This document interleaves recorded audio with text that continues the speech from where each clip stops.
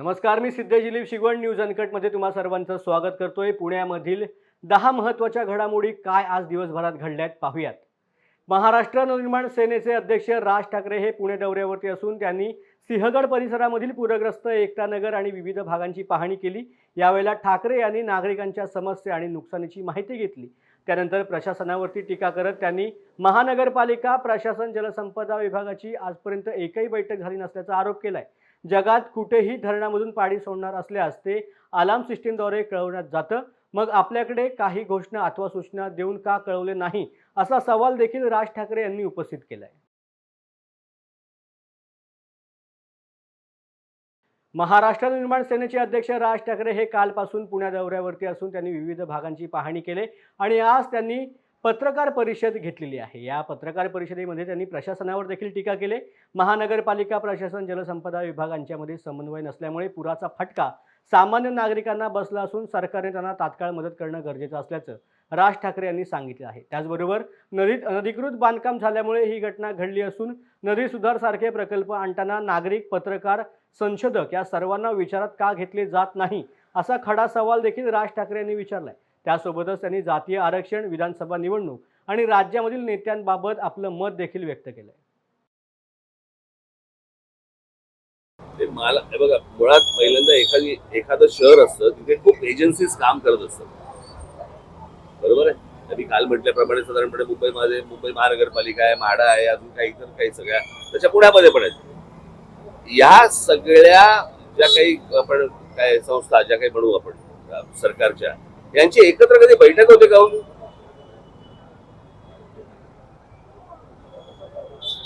कोणीतरी यायचं, पाईपलाईन घालायची, पाईपलाईन घातली, फुटपाथ केला, फुटपाथवाले येणार नवीन टाईल बसवायला, हे सतत चालू राहतं। याचं कारण टेंडर निघाली की पैसे काढता येतात त्यातनं, त्याच्यामुळे चांगले रस्ते तुम्हाला द्यायचे नाही, चांगले फुटपाथ तुम्हाला द्यायचे नाही। मी मगाशी म्हटलं ना, हे सगळं नेक्सस आहे आणि हे मला असं वाटतं की या शहरामधले जे नगरसेवक आहेत त्या नगरसेवकांनी आता नीट जाणीवपूर्वक लक्ष दिलं पाहिजे। ज्यांच्या इच्छा आहेत त्यांनी तरी लक्ष द्यायला पाहिजे।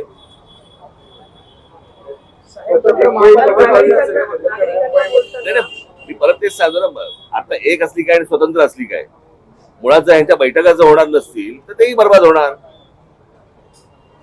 या शहराबद्दलचा अनेक बहुत सारे पाहिल्यामुळे फुलाचीवाडीमध्ये त्यांचं म्हणणं असं की आमचा मुलगा गेला, आम्हाला मदत नको पण कायमस्वरूपी द्या। नेमकं नागरिकांनी म्हणणं काय काय मांडलं? मी काल त्या भगिनीशी बोलत होतो, मला त्यांचं हिंमत त्यांची 2-3 दिवस झाले त्यांचा मुलगा गेलाय आणि त्या ज्या प्रकारे बोलत होत्या की माझा मुलगा गेलाय, आता तो काय परत येणार नाही, परंतु या सगळ्या गोष्टीला एक सिस्टीम लागली पाहिजे। मला असं वाटतं की हे जर एका मातेला कळू शकत असेल ते प्रशासनाला नाही कळत। हे तर येऊन नुसते बसलेले आहेत हो, इथे स्वतःच्या पोटचा गोळा गेलेला आहे, पोटातला स्वतःचा मुलगा गेलाय तो, आणि 3 दिवसानंतर या हिमतीने त्या बाई बोलत होत्या, मला खरंच आश्चर्य वाटलं।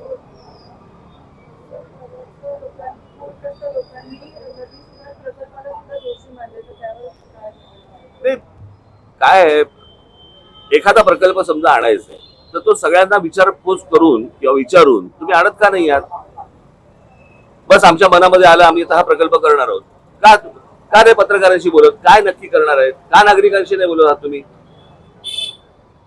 काही काळभेर आहे का त्याच्यामध्ये?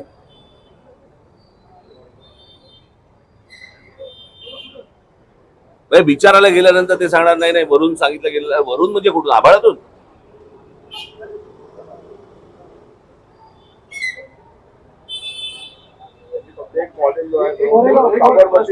तुम्हाला आठवतंय का, मी महानगरपालिकेमध्ये जाऊन एकदा एक प्रेझेंटेशन दिलं होतं, तुम्हाला आठवतंय का? बरोबर की नाही? त्याच्यानंतर या सगळ्या गोष्टी सुरू झाल्या। मग मला असं वाटलेलं एक प्रेझेंटेशन जर मी महानगरपालिकेला तुमच्या समोर देऊ शकतो, बरोबर ना? तिथे इतर नागरिकही आले होते, सगळ्यांसमोर दिलं ना, त्याच्यामध्ये काही लपवाछपी नव्हती ना। मग जर समजा केंद्र सरकारच्या कोणत्या तरी एका आर्किटेक्टने असं येऊन इकडे कामं करायची आणि नदी सुधार प्रकल्प करायचा, दाखवा लोकांना, सांगा लोकांना तुम्ही। एक महत्वाचं तुम्ही वारंवार टाऊन प्लॅनिंगचा उल्लेख करताय. शहराचा मूळ प्रॉब्लेम हा अनऑर्गनाइज्ड एक्सपान्शन ऑफ सिटी हा एक याचा आपण मुद्दा धरला तर एकेकाळी या शहरात मनसेचे सुद्धा 38-39 नगरसेवक होते. शहर वाढत असताना महाराष्ट्र नवनिर्माण सेना राष्ट्रीय पक्ष म्हणून आणि तुमचे लोकप्रतिनिधी म्हणून सुद्धा या सगळ्या प्रोसेसचा एक भाग राहिला. आता येणाऱ्या निवडणुकांमध्ये तुम्ही नक्की कशा पद्धतीने या गोष्टी सगळ्या अनालाइज करणार आहात? माझं असं म्हणणं आहे की महानगरपालिकेकडनं डेव्हलपमेंट प्लॅन फक्त येता कामा नये, टाउन प्लॅनिंगचा प्लॅन देखील आला पाहिजे. म्हणजे आता गेल्या तर 10 वर्षामध्ये जर समजा तुम्ही बघितलं तर इतकं विस्कटली आहे घडी या शहराची की बसवायची. मला असं वाटतं आपापसातले हेवे दावे बाजूला सारून सर्व राजकीय पक्षांनी जर एकत्र बसलं तर या शहराचा प्रश्न सुटेल. मुख्यमंत्री एकनाथ शिंदे पुण्यामधील पूरग्रस्तांच्या मदत कार्यावरती लक्ष ठेवून असून सरकार आणि शिवसेनेच्या माध्यमातून पूरग्रस्तांना तातडीने मदत देण्याच्या सर्वतोपरी प्रयत्न सुरू असल्याची माहिती विधान परिषदेच्या उपसभापती तथा आमदार नीलम गोरे यांनी पत्रकार परिषदेमध्ये दिली. पुण्यामधील पूरग्रस्त विभागामध्ये झालेल्या आपत्ती निवारण उपाययोजनांसंदर्भात आयुक्त महानगरपालिका यांच्या कार्यालयामध्ये आज बैठक घेण्यात आली. त्यावेळेला त्यांनी हे मत व्यक्त केलं. सूचना करणं याच्या बरोबरीने किंवा त्याच्यापेक्षा अधिक प्रमाणामध्ये आम्ही सर्वांनीच त्याच्यामध्ये शिवसेनेच्या वतीने प्रमोद नाना मालगिरे, रमेश कोंडे, धनंजय जाधव सर्व जणांनी स्थानिक पातळीवरती मदतीचं काम केलं. आणि ज्या दिवशी पूर आला सकाळीच म्हणजे मध्यरात्रापासूनच माननीय मुख्यमंत्री एकनाथजी शिंदे अतिशय अलर्ट होते. आणि सकाळी 8 वाजता सूचना सर्व यंत्रणांना दिल्या. आणि त्याच्यामध्ये महत्त्वाचं म्हणजे तो सगळा राडारडा आणि चिखल घराघरात असं पसरलेला असतो तो सगळा काढण्याच्यासाठी त्यांनी यंत्रणा लावली होती. की जी यंत्रणा आम्ही पूर्वी सांगलीत महापूर आला तेव्हाही एकनाथ शिंदेंनीच केलेली पाहिजे होती. आणि त्यामुळे लोकांचा धीर वाढण्याबरोबरच प्रत्यक्षात मदत कार्य सुद्धा करण्यात आलं. आज मला प्रत्येक ठिकाणी जाणं शक्य नव्हतं, परंतु सिंहगड रोडमध्ये निलेश रेल्वेच्या माध्यमातून इथल्या सगळ्या स्थानिक लोकांशी तपशीलवार चर्चा झाली. पाटील इस्टेट इथेही मी गेले होते. आणि त्यात एक तर पहिलं म्हणजे जेव्हा घटना घडली त्याच दिवशी मी सकाळी जिल्हाधिकारी, विभागीय आयुक्त आणि महानगरपालिका आयुक्त यांना काही सूचना दिलेल्या होत्या. त्याची माहिती आपल्यापर्यंत पोहोचवलेली होती की पंचनामे ताबडतोब सुरू करणं गरजेचं आहे जेणेकरून मदत कार्य लगेच होऊ शकेल. त्यांना स्टाफ कमी होता तर तो सुद्धा पुणे महानगरपालिकेने आणि महसूल विभागात तलाठी अधिक त्यांना मिळवून दिले आणि ती माहिती लोकांपर्यंत आम्ही पोहोचवली. त्याखेरीज मूळ मुद्दा असा आहे की रात्रीच्या वेळेला एवढा विसर्ग करण्याची आवश्यकता होती का, हा खरा मुद्दा सातत्याने चर्चेला जात होता.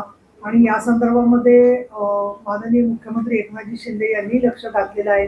आणि सातत्याने ही परिस्थितीचं सगळं कारणमीमांसा सन्माननीय उपमुख्यमंत्री देवेंद्र फडणवीस हेही करत आहेत. अजितदादा पवारही जाऊन आले. परंतु माझ्या निदर्शनाला ज्या गोष्टी आल्या आणि मी ज्या काही सूचना केल्या त्या या ठिकाणी आपल्यासमोर मांडते. एक म्हणजे धान्य आणि त्यांची जेवणाखाण्याची व्यवस्था आणि सुरक्षित निवारा तात्पुरता का होईना मिळाल्यामुळे लोकांनी माझे तर दोन्ही ठिकाणी अक्षरशः आभार मानले. आणि जी मदत मिळाली त्याच्याबद्दल त्यांनी सांगितलं की पुढच्या काळामध्ये आम्हाला मुलांच्या शाळा सुरू झालेल्या आहेत तर त्या शाळेसाठी मुलांना जाताना युनिफॉर्म, पुस्तकं, वह्या हे मिळालं तर ते बरं होईल. त्याखेरीज धान्य खराब झालेले घरामधलं धान्य लवकर मिळावं जेणेकरून आम्हाला घर पूर्ववत त्याचा आम्हाला उपयोग करून घेता येईल. आजारपण किंवा पाण्याच्या संसर्गामुळे विशेषतः दूषित पाणी मोठ्या प्रमाणात येते तर स्वच्छ पाण्याचा पुरवठा होण्याच्या दृष्टिकोनातून तिथे काय उपाययोजना करता येतील. तिथे आम्ही विठ्ठलनगरमध्ये गेलो तिथे ओढ्याच्या मध्ये अनेक गुरं अजून मृत पडलेली आहेत आणि त्यांचं साफसफाई झालेली नाही आहे. याच्याकडेही माझं कार्यकर्त्यांनी लक्ष वेधलं. अशाही सूचना आता आयुक्तांच्या बरोबर जी आमची बैठक झाली त्याच्यामध्ये त्यांना दिलेल्या आहेत. राडारोडा जो साठलेला होता तो दूर करण्याचं सूचना जी आहे त्याचं अंमलबजावणी ताबडतोबच सुरू होते असं उपायुक्तांनी आम्हाला सांगितलं. नुकत्याच सादर झालेल्या केंद्रीय अर्थसंकल्पामध्ये मोदी सरकारकडून महाराष्ट्राला दुजाभावाची वागणूक देण्यात आली. संपूर्ण अर्थसंकल्पामध्ये महाराष्ट्राचा एकदाही उल्लेख नसल्यामुळे इतिहासामधील कदाचित पहिलाच अर्थसंकल्प असा असेल. त्याबद्दल महाराष्ट्रातील जनता स्वाभिमानी असून महाराष्ट्रावरती झालेला अन्याय कधीच ती सहन करणार नाही असं मत व्यक्त करत महाराष्ट्राला मिळालेल्या या अपमानास्पद वागणुकीचा निषेध व्यक्त करण्यासाठी राष्ट्रवादी काँग्रेस पार्टी शरदचंद्र पवार गटाच्या वतीने पुणे शहराध्यक्ष प्रशांत जगताप यांच्या नेतृत्वात पुणे जिल्हाधिकारी कार्यालयासमोर तीव्र आंदोलन करण्यात आले. मागील आठवड्यामध्ये केंद्रीय अर्थमंत्री निर्मला सीतारामन यांनी जो बजेट मांडलं त्या बजेटमध्ये एकूणच महाराष्ट्राबद्दलचा रोष, महाराष्ट्राबद्दलचा आकस हा स्पष्ट झालेला आहे. महाराष्ट्रातल्याही गद्दारांनी भाजपला साथ दिली, या राज्याची राजकीय संस्कृती बिघडवली, पण त्या गद्दारांना बरोबर घेऊन सुद्धा महाराष्ट्राच्या तोंडाला पाणी पुसण्याचं काम हे या मोदी सरकारने आणि निर्मला सीतारामन यांनी केलेलं आहे. आपण पाहतोय महाराष्ट्राला फक्त 7,000 कोटी रुपये मिळालेत, ते सुद्धा नव्या प्रकल्पासाठी नाही, तर या ठिकाणी कुठं मेट्रो, कुठं या ठिकाणी नदी सुधारचे प्रकल्प जे आहेत त्याच्या बजेट हेडला, म्हणजे जुनं जे काम चालू आहे त्याच्या बजेट हेडला पैसे देण्याचं काम यांनी केलेलं आहे. पण त्या ठिकाणी शेजारच्या आंध्र प्रदेशला 22,000 कोटी रुपये, तर या ठिकाणी जे नितीश कुमार मोदी सरकारबरोबर गेले त्यांना तब्बल 70,000 कोटी रुपये दिलेले आहेत. बिहारला आणि आंध्र प्रदेशला पैसे दिले, त्याचं काय आम्हाला वाईट वाटण्याचं कारण नाही. पण महाराष्ट्रावर अन्याय का? शेजारच्या गुजरातला 15,000 कोटी रुपये मिळतात, पण महाराष्ट्रातला फक्त 7,000 कोटी मिळतात. याचाच अर्थ महाराष्ट्रातले जे गद्दार राजकारणी आहेत त्यांच्या जीवावर आपण कसंही राज्यात या ठिकाणी सत्तेवर येऊ शकतो, अशा प्रकारचा एकूणच एक ओव्हर कॉन्फिडन्स मोदी सरकारला आहे. आणि म्हणून या मोदी सरकारच्या विरोधामध्ये आम्ही आज पुनश्च राष्ट्रवादी काँग्रेस पार्टी शरदचंद्रजी पवार या पक्षाच्या वतीने आंदोलन करत आहोत. हे आंदोलन या ठिकाणी लोकांच्या घराघरापर्यंत जाऊन पोहोचेल आणि मोदी सरकारचा खरा चेहरा, निर्मला सीतारामन, अमित शहाचा खरा चेहरा, देवेंद्र फडणवीसांचा खरा चेहरा हा जनतेसमोर आणण्याचा आमचा प्रयत्न राहील. ते भोपळा गाजरलेले काय म्हणायचं? या ठिकाणी महाराष्ट्राला गाजर दिले. भोपळा याच्याकरता आहे की या ठिकाणी या बजेटमध्ये कुठल्याही नवीन प्रकल्पासाठी 0 रुपये आलेले, त्यामुळे तो भोपळा आहे. आणि गाजर याच्यासाठी आहे की तुम्ही पुन्हा एकदा एकनाथ शिंदे, देवेंद्र फडणवीस आणि अजितदादा पवारांवर विश्वास ठेवा, मग आम्ही तुम्हाला काहीतरी देऊ. अशा प्रकारचं गाजर पुढची 2 महिने नरेंद्र मोदी, अमित शहा या राज्याला वाटणार आहेत. वेगवेगळ्या सभांमध्ये ते सांगतील की पुन्हा आम्हाला निवडून द्या तर आम्ही तुम्हाला पैसे देऊ. त्यामुळे हे गाजर आता महाराष्ट्राला नको आहे. महाराष्ट्र यांना दांडका नक्की दाखवेल याची काळजी आता त्यांनी नक्की घ्यायची आहे. अर्थसंकल्पात नदी सुधारसाठी काही कोटी निधी दिला गेला, पण त्याच नदी सुधारमुळे पुणे बुडतंय असा दावा केला. बघा, नदी सुधारचा प्रकल्प 2014 सालापासून अनुत्तरित आहेत. या ठिकाणी प्रकाश जावडेकरांनी पहिल्यांदा केंद्रीय मंत्री झाल्यानंतर 2014ला स्वतःची शाबासकी घेतलेली आहे, पाठ थोपटून घेतलेली आहे. दुर्दैवाने प्रकल्प आजही पूर्ण झालेला नाही आणि आज या ठिकाणी ते बजेट फक्त नावापुरतं आहे. आणि एकीकडे जो प्रकल्प चालू आहे त्याच्यामुळे मात्र पुणे पाण्यात बुडालेला आहे. पुणे पाण्यात पुणे अशा प्रकारचा प्रश्न फक्त आणि फक्त नरेंद्र मोदी सरकारने भाजपमुळे झालेला आहे. त्याच्यामुळे या बजेट आणि एकूणच ज्या वेगवेगळ्या गोष्टी घडतात या सगळ्याला नरेंद्र मोदी सरकार, देवेंद्रजी फडणवीस जबाबदार आहेत. म्हणून या भाजपचा आणि नरेंद्र मोदी सरकारचा आम्ही तीव्र शब्दात धिक्कार व्यक्त करतो आणि निषेध व्यक्त करतो. पुणे जिल्ह्यामध्ये मागील काही दिवसांपासून सातत्याने पाऊस बरसतोय. खडकवासलासह टेमघर, वरसगाव, पानशेत या धरण अंतर्गत संततधार पाऊस सुरू आहे. त्यामुळे खडकवासला धरणामधून मुठा नदीत मोठ्या प्रमाणात पाणी सोडलं जात आहे. धरणामधून विसर्ग सुरू झाल्यानंतर आज सकाळी भिडे पूल आणि शिवणे पूल पुन्हा पाण्याखाली गेल्याचं पाहायला मिळालं. त्यामुळे नदीकाठच्या रहिवाशांना सतर्कतेचा इशारा देण्यात आला. पुण्यामधील पूरग्रस्त भागामधील नागरिकांना शिवसेनेतर्फे अन्नधान्य आणि जीवनावश्यक वस्तूंचं वाटप करण्यात येते. नागरिकांच्या घरांमध्ये पाणी शिरल्यामुळे संसारोपयोगी सामानाचं मोठ्या प्रमाणात नुकसान झालं असून पुणेकर नागरिकांवर अचानक ओढवलेल्या संकटामध्ये मदत करण्यासाठी मुख्यमंत्री एकनाथ शिंदे यांच्या आदेशावरून पुण्यामधील शिवसेना मध्यवर्ती कार्यालयातून शहरामधील नुकसानग्रस्त कुटुंबांसाठी जीवनावश्यक वस्तूंच्या पुरवठ्याचं अभियान राबवण्यात आल्याची माहिती शहर प्रमुख प्रमोद भानगिरी यांनी दिली आहे.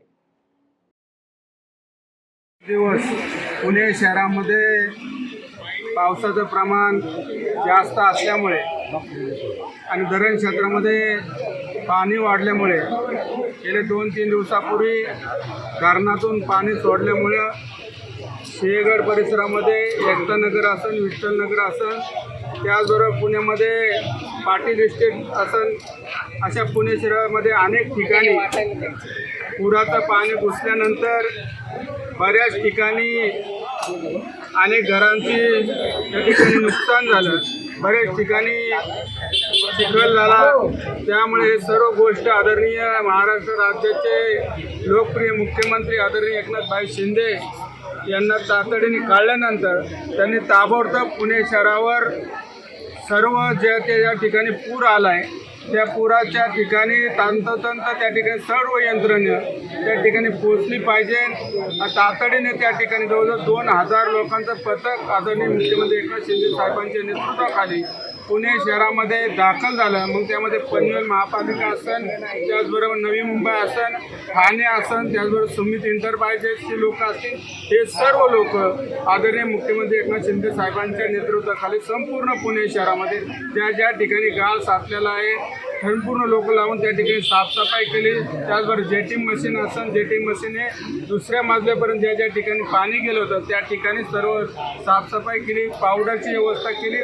त्याचबरोबर आदरणीय आमचे सर्वांचे नेते आदरणीय रेपाळे साहेब असतील, त्याचबरोबर बाप्पू कोंडे असतील, निलेश गिरवे, सर्व पदाधिकारी या ठिकाणी पुन्हा एकदा सर्वांचे जे जीवनावश्यक वस्तू सर्व आमच्या नागरिकांना ज्यांचे घरामध्ये नुकसान झाले त्यांना सर्वांना साहेबांच्या नेतृत्वाखाली सर्वांना या ठिकाणी जीवनावश्यक वस्तू या ठिकाणी बापूंनी सांगितले सर्व वस्तू सर्वांना घरापर्यंत पोहोचतील याची सर्वांनी दखल घ्यावी. कुणी गडबड न करता सर्वांच्या घरापर्यंत जे काय साहेबांनी शिंदे साहेबांची जीवनावश्यक वस्तू पाठवले ते सर्व वस्तू सर्वांच्या घरापर्यंत पोहोचतील. सर्व पुणे शहरात ज्या ठिकाणी पूर आले त्या सर्वांना नागरिकांना या ठिकाणी जीवनावश्यक वस्तू या ठिकाणी मिळणार आहे. धन्यवाद. आता बातमी आहे अपघाताची. विद्यार्थ्यांनी भरलेल्या स्कूल बसला सुसाट वेगामध्ये आलेल्या एका आलिशान कारने जोरदार धडक दिली. ही धडक एवढी जोरदार होती की यामध्ये स्कूल बसच्या समोरील भागाचा अक्षरशः चक्काचूर झालाय. काळजाचा ठोका चुकवणारी ही घटना पिंपरी चिंचवड शहरामध्ये आज दुपारी 12:30 वाजण्याच्या सुमारास घडली. मात्र या अपघातामध्ये सुदैवाने कोणतीही जीवितहानी झाली नाही, परंतु स्कूल बसमधील 2 विद्यार्थी हे जखमी झाले असून त्यांना उपचारासाठी रुग्णालयामध्ये दाखल करण्यात आले.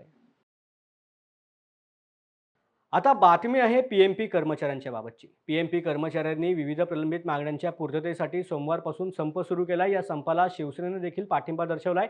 या संपामुळे पीएमपीच्या संचलनामधील गाड्या देखील कमी झाल्यामुळे शहरामधील हजारो नागरिकांच्या गैरसोयीला सामोरं जावं लागतंय. पुणे आणि पिंपरी चिंचवडमधील किमान 12 लाखांपेक्षा जास्त प्रवाशांची पीएमपी प्रमुख सार्वजनिक सेवा सुरू आहे. मागील काही दिवसांपासून राज्यासह पुणे शहरामध्ये होणाऱ्या मुसळधार पावसामुळे पुणे ग्रामीण पोलीस दलामध्ये आयोजित करण्यात आलेली मैदानी चाचणी स्थगित करण्यात आली होती. दरम्यान आता या मैदानी चाचणीचे सुधारित वेळापत्रक जाहीर करण्यात आलंय. 29 जुलै ते 5 ऑगस्ट या कालावधीमध्ये हे घेण्याचं निश्चित केलं गेलंय. त्यामुळे मागील काही दिवसांपासून प्रतीक्षेमध्ये असलेल्या उमेदवारांसाठी ही आनंदाची बातमी असणार आहे. गेल्या पंधरवड्यामध्ये झालेल्या मुसळधार पावसामुळे पिंपरी चिंचवड आणि उपनगरामधील रस्त्यांची मोठ्या प्रमाणात दुरावस्था झाली असून बांधकाम विभागाला या समस्येकडे लक्ष देण्यास वेळ नसल्याचं पाहायला मिळते. पिंपरी चिंचवड महानगरपालिकेकडून एकूण 2003 खड्डे शोधण्यात आले असून त्यापैकी 1580 खड्डे बुजवल्याचा दावा त्यांनी केलाय. मात्र 423 खड्ड्यांची तातडीने दुरुस्तीची गरज असून संततधार पावसाने परिस्थिती चिघळल्याचं पाहायला मिळतंय. पवना आणि इंद्रायणी नदीकाठच्या भागामध्ये पूरपरिस्थिती निर्माण झाली असून ठिकठिकाणी रस्त्यावरील भाग देखील वाहून गेल्याने नवीन खड्डे निर्माण झाले. पाणी भरलं असल्यामुळे वाहन चालकांना ते पाहणे आणि टाळणे देखील कठीण होते. त्यामुळे हे खड्डे तातडीने बुजवण्याची मागणी नागरिकांकडून होत आहे. वेळ झाले पुण्यामधील टॉप 10 घडामोडींमध्ये इथेच थांबायची. पुन्हा भेटू नवीन बातमीपत्रात. धन्यवाद.